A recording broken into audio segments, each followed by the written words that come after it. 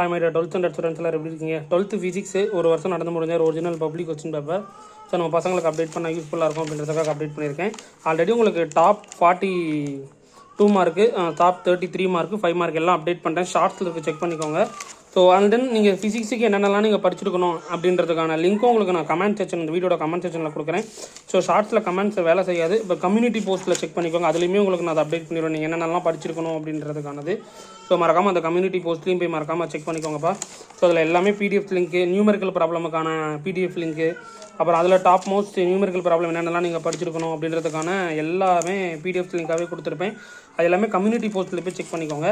So இந்த questions எக்ஸாம்ஸுக்கு முன்னாடி இதில் என்னென்னலாம் கேட்டிருக்காங்க, இதில் கம்பல்சரி ப்ராப்ளம்ஸ் என்ன கேட்டிருக்காங்க, நியூமெரிக்கல் என்ன கேட்டிருக்காங்க, ஸோ 2 மார்க் 3 மார்க் 5 மார்க்ஸ் என்ன கேட்டிருக்காங்க அப்படின்றதையுமே ஒன்ஸ் நீங்கள் செக் பண்ணிவிட்டு போங்க. ஸோ இது ஒரு வருஷம் நடந்து முடிஞ்ச ஒரு ஒரிஜினல் கொஸ்டின் பேப்பர் தான். ஸோ ஒவ்வொரு எக்ஸாம்ஸுக்கு முடிய நம்ம பசங்களுக்கு அப்டேட் பண்ணிகிட்ருக்கோம், ரொம்ப யூஸ்ஃபுல்லாக இருக்குது அப்படின்னு சொல்லியிருந்தாங்க. ஸோ அதனால தான் அப்டேட் பண்ணியிருக்கேன்.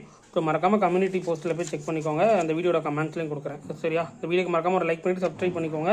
அப்போ தான் போடுற வீடியோஸ் உடனுக்குடன் நோட்டிஃபிகேஷன் வந்துகிட்டே இருக்கும். தேங்க்யூ.